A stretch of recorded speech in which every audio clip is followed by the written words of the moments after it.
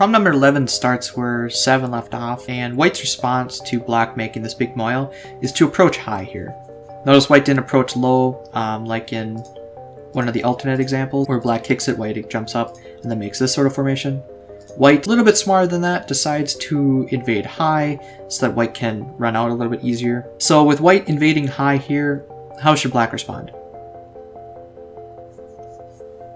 Black should make the small knight here.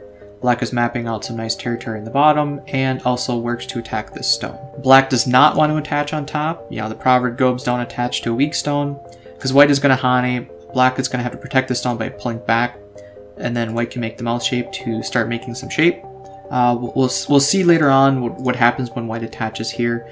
This is the usual continuation for that, but that will be in the next set of videos. The next problem starts with, instead of black attaching on top, black's going to attach underneath. Same thing, you don't want to attach to weak stones, but white hanes, black pulls back. Problem number 47 is for white. After black draws back, what should white play now?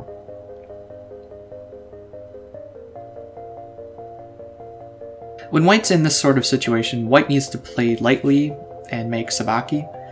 So the moves for white are to play here, or even to play here. This helps white get out into the center quickly. With the stone here, if black decides to cut at this move, this is bad. This is just a ladder. It's going to go straight into white's territory. It's a little bit better for black to do it here, but again, the whole point is for white to make sabaki, and white will just force capture of this and make some influence on the outside, limiting black's potential to expand.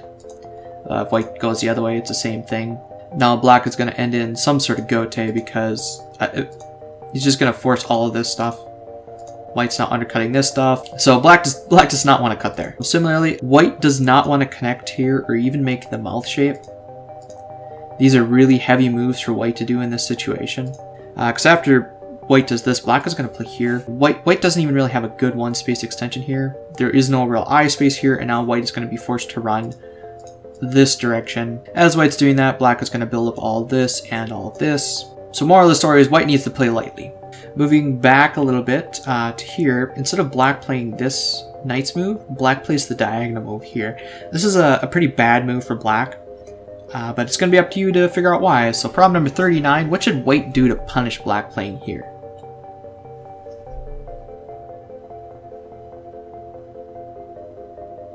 White should play the light move, the 2-space jump here. This is a nice flexible light move for white to get out in the center. Alternatively, if white plays the diagonal move, this is also correct because black will probably respond here, and then when white jumps, black will poke at this. But instead of fixing here, white is again going to play a light move like this.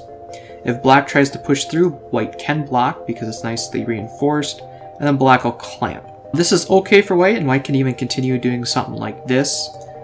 Because black is crawling on the third line. When you get your opponent to crawl on the third line, and you're getting outside influence and thickness, when this could have been all of black's moyo as we saw before, this is a really good result for white. If in response to black playing here, white descends, this is just like approaching low and then getting kicked. This is a really bad result. This reverts back to what we saw before. Problem number 43 starts with white making the 2-space jump here, the light move, instead of making the diagonal and then forcing black to crawl. The question for black is, how does black respond to this move?